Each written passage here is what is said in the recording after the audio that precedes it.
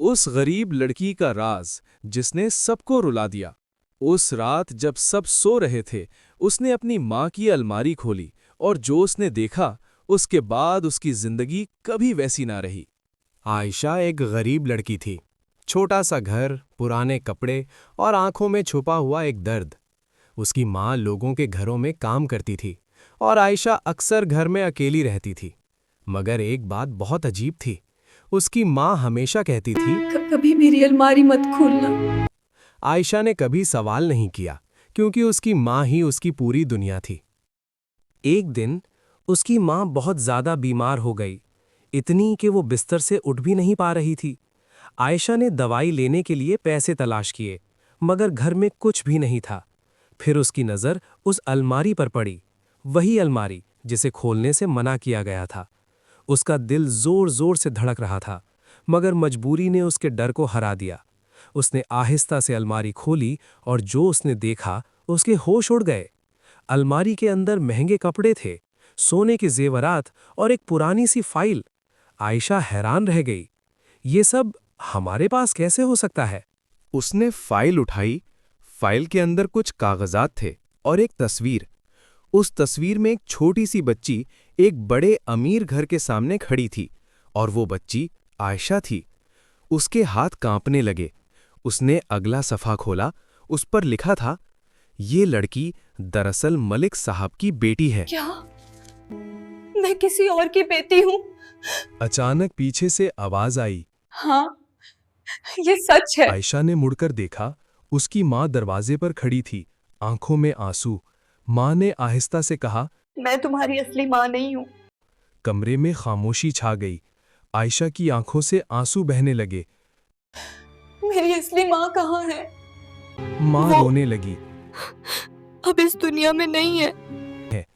फिर उसने सच बताया। कई साल पहले वो एक अमीर घर में काम करती थी। मलिक साहब की बीवी ने एक बच्ची को जन्म दिया, मगर वो औरत उस बच्ची को नहीं चाहती थी।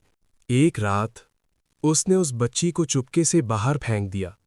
माँ ने रोते हुए कहा, मैंने तुम्हें कचरे के पास से उठाया था, मैं तुम्हें मरने के लिए नहीं छोड़ सकती थी। आयशा टूट गई। तो आपने मुझसे सच क्यों मुझे छुपाया? डर था कि कहीं तुम मुझसे दूर ना हो जाओ। आयशा खामोश हो गई। उसने पहली बार अपनी माँ को गौर से देखा। वो सिर्फ एक औरत नहीं थी, बल्कि एक फरिश्ता थी। अगले दिन आयशा मलिक साहब के घर गईं। दरवाज़ा एक अमीर औरत ने खोला। आयशा ने कहा, मैं आपकी बेटी हूँ। औरत हंस पड़ी। तुम जैसी लड़कियां रोज आती हैं पैसे मांगने। आयशा ने फाइल उसके सामने रख दी। औरत का चेहरा बदल गया, मगर फिर उसने सर्द लहजे में कहा, तू क्या चाहती हो? पैसे? आयशा की आंखों में आंसू आ गए, मगर उसने हल्की सी मुस्कुराहट के साथ कहा, नहीं, मैं सिर्फ ये देखना चाहती थी कि जिस माँ ने मुझे जन्म दिया वो कैसी है, और आज मैंने देख लिया। वो वहां से चली गई। घर वापस आकर उसने अपनी माँ को गले लगा लिया। आप ही मेरी असल माँ है। मगर इसी रात उसकी माँ ने एक खत लिखा। अगली सुबह आयशा उठी तो घर बिल्कुल खामोश था। माँ कहीं नहीं थी, सिर्फ एक खत था।